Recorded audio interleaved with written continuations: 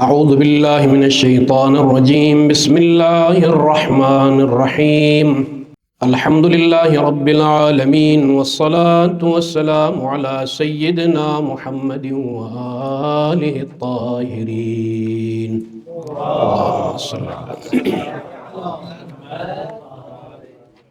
نہج البلاغہ میں خاص طور پر جب تیسرا خطبہ میں انشاءاللہ آنے والی گفتگو میں ذکر کروں گا، خطبہ پہلا جو خطبہ ہے مولا کا لب لباب کیا ہے، خطبہ ثانیہ کا لب لباب کیا ہے، اور میں ابھی سے زور دوں گا کہ خطبہ ثالثہ الخطبہ الشقشقیہ او الشقشقیہ یہ یاد کریں، حفظ کریں، جس میں اسی خطبے کی وجہ سے کہا گیا کہ یہ تالیف شاید سید مرتضی اور علم الہدا سید مرتضی اور سید رضی یہ دونوں بھائیوں کا ہی کام ہو سکتا ہے نہج البلاغہ کو اس طریقے سے مرتب کے، چونکہ بڑے فصیح لوگ تھے، بڑے بلیغ لوگ تھے، ادب پر بڑی مہارت تھی، تو شاید ان کی ہی تصنیف ہو سکتی ہے۔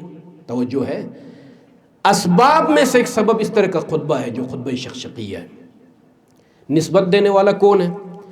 علامہ یافعی، العلامہ الیافعی من علماء اہل سنہ، اگرچہ مسلک تصوف اس پر زیادہ غالب رہا، بڑا نام ہے، یہ لکھیے اور سرچ بھی کرے، دیکھیے کہ جو ان کی تصانیف کیا ہے، ان کی شخصیت کیا ہے، بڑی تفصیلی گفتگو ہے۔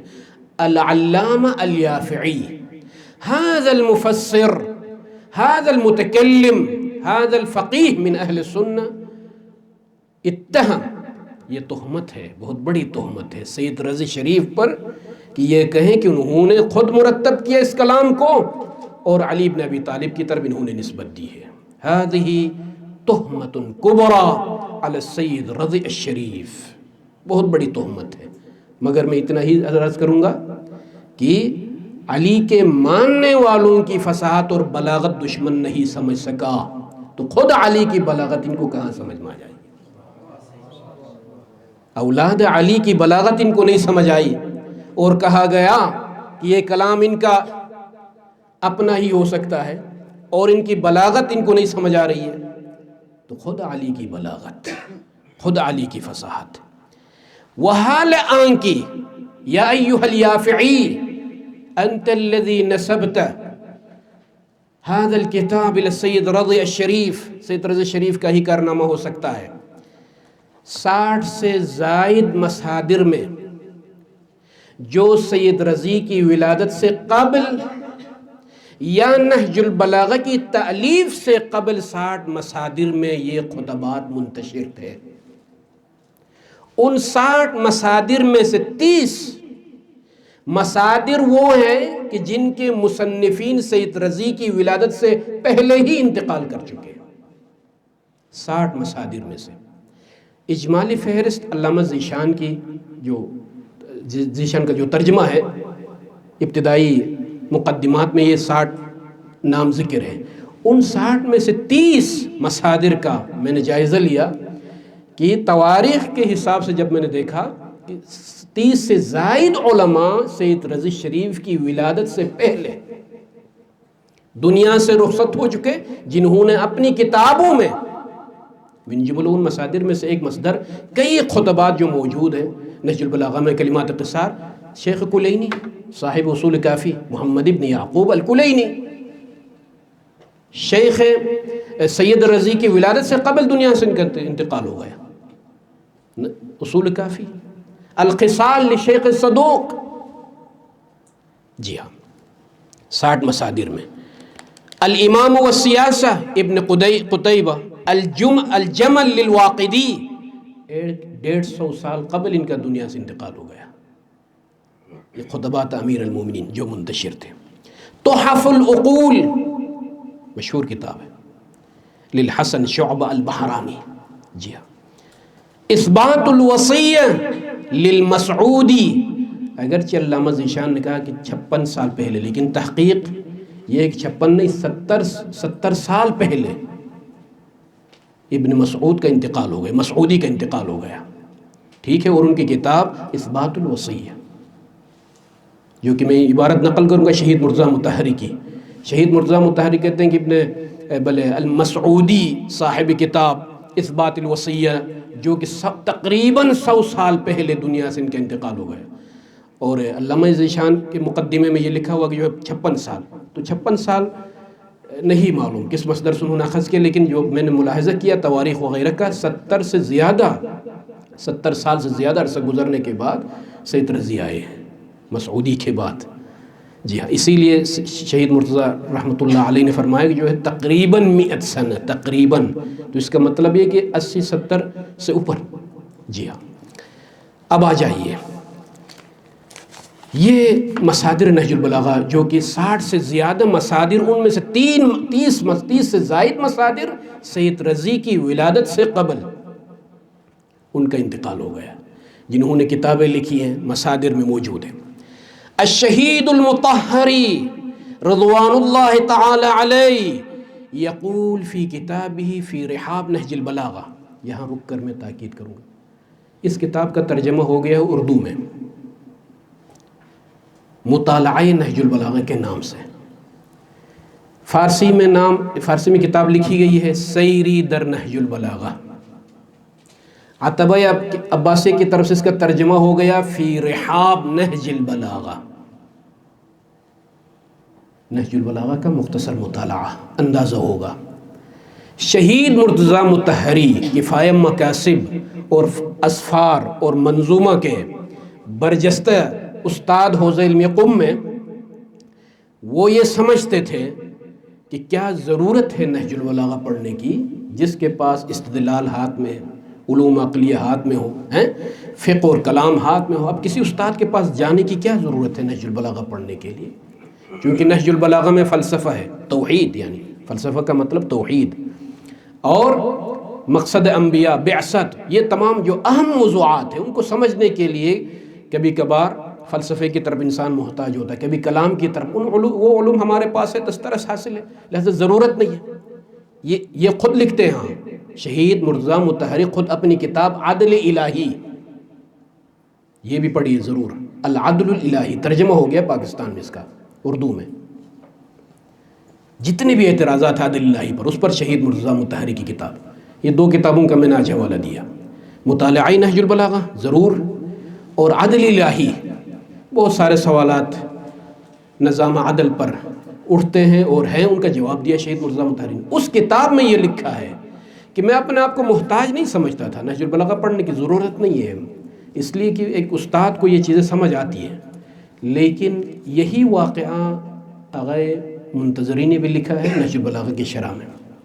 کیونکہ ہم یہ دونوں مرتضیٰ مطہری اور آغا منتظری ہم مباحث تھے قم میں، اور آغا امام خمینی کے شاگردان خاص کی چھٹیاں ہو گئی حوزہ قم میں. ہم نے ارادہ کیا اصفہان جانے کا. اصفہان جا کر کسی مدرسے میں ہم رکے رات کو، تو کسی نے کہا کہ یہاں کوئی نہج البلاغہ کا درس ہوتا ہے. شہید مرتضیٰ مطہری لکھتے ہیں. تو میں اسی خیال میں تھا کہ میں محتاج نہیں ہوں، لیکن کسی نے کہا کہ چلتے ہیں، پڑھتے ہیں، دیکھتے ہیں، سنتے ہیں کون کیا پڑھاتا ہے. تو جب ہم نے سنا، نام لکھا ہے سید محمد علی الشیرازی. اس زمانے میں کوئی بزرگ سید تھے، انتہائی بزرگ نورانی سید، جو اس مدرسے میں نہج البلاغہ کا درس. شہید فرماتے ہیں کہ وہاں چھٹیاں جتنے بھی دن تھے ہمارے پاس ہم نے گزارے. میں نے وہ محاضرات سننے کے بعد جب میں نے دیکھا اس بندے خدا کو، جب وہ نہج البلاغہ کے خطبات، کلمات قصار، وعظ و نصیحت پر مشتمل کلمات، یوں محسوس ہو رہا تھا کہ نہج البلاغہ کا عملی مجسمہ ہمارے سامنے ہے. وہ سید بزرگوار یہاں سے متاثر ہوئے اور نہج البلاغہ کا مطالعہ کیا. نتیجے میں مطالعہ نہج البلاغہ یہ کتاب لکھ کر انہوں نے دی، اور انتہائی مہارت کے ساتھ، یعنی مختصر بھی ہو اور کسی حد تک حق ادا کرنے کی کوشش کی ہے. تو یہ کتاب ہے فی رحاب نہج البلاغہ، عربی میں ترجمہ، جہاں سے میں نے یہ عبارت لکھی ہے. کتب المسعودی، شیخ مرتضیٰ مطہری، آخری کلمات. کتب المسعودی، کون مسعودی؟ مسعودی نے یہ لکھا ہے، الذي كان يعيش قبل السید الرضی ب100 سنہ، تقریباً وہ مسعودی جو سید رضی سے 100 سال پہلے انہوں نے زندگی کی. اچھا، تقریباً. فی الجزء الثانی من کتابہ مروج الذہب، بہت ساری کتابیں ہیں. اس کتاب میں جزء ثانی میں انہوں نے یہ لکھا، یقول، یہ علامہ یافعی نے جو کہا نا یہ سید رضی کا ہی کارنامہ ہو سکتا ہے نہج البلاغہ کے خطبات وغیرہ، اس کے جواب میں والذی مسعودی ایھا الیافعی ھذا مسعودی، اس کا تعلق بھی تمہارے مسلک سے ہے، انہوں نے لکھا ہے کہ والذی حفظ الناس من خطبہ،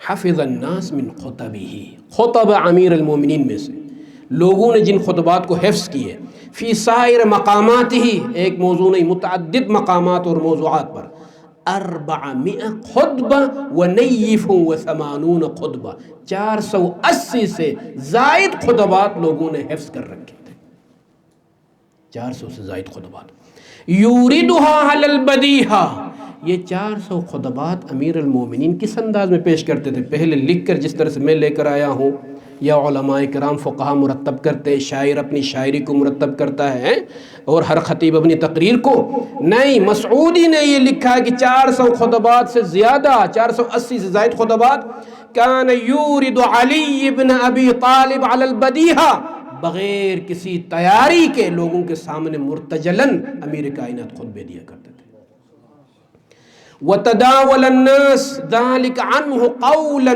وَعَمَلًا، قول میں بھی عمل میں بھی لوگ ان خطبات کو حفظ کرتے رہے اور نقل کرتے رہے، یہ مسعودی کی عبارت ہے۔ اب چونکہ مسعودی کی عبارت میں کیا حفظ الناس، لوگوں نے حفظ کیے تھے، یقول المطہری، شیخ مطہری کا تعلیقہ سنیے، لا ادری، میں نہیں جانتا، هل يقصد من الحفظ، مسعودی نے جو حفظ الناس کہا ہے 480 سے زائد خطبات، اس حفظ سے مراد ماذا یقصد المسعودی، مسعودی کا کیا مقصود ہے مجھے نہیں سمجھ آ رہی ہے، حفظها فی متون الکتب، کیا متن کتاب میں انہوں نے تسجیل کر کے لکھ کر کتابت کے ذریعے سے انہوں نے محفوظ کیے، ام عن ظہر القلب، یا سینے میں محفوظ کیے تھے، او کلیہما، یا کچھ اوراق پر انہوں نے لکھ کر محفوظ کیے، یا اپنے سینے میں محفوظ کیے تھے، اللہ کل حال یہ شہرت تھی۔ اور اس کے بعد شیخ مطہری کی تعلیقہ، ان شہادت عالم، شیخ مطہری، ایک عالم کی شہادت، کون عالم؟ خبیر، جو باخبر ہو، ومتتبع، اور تتبع اور تأمل اور فحص گہرائی کے ساتھ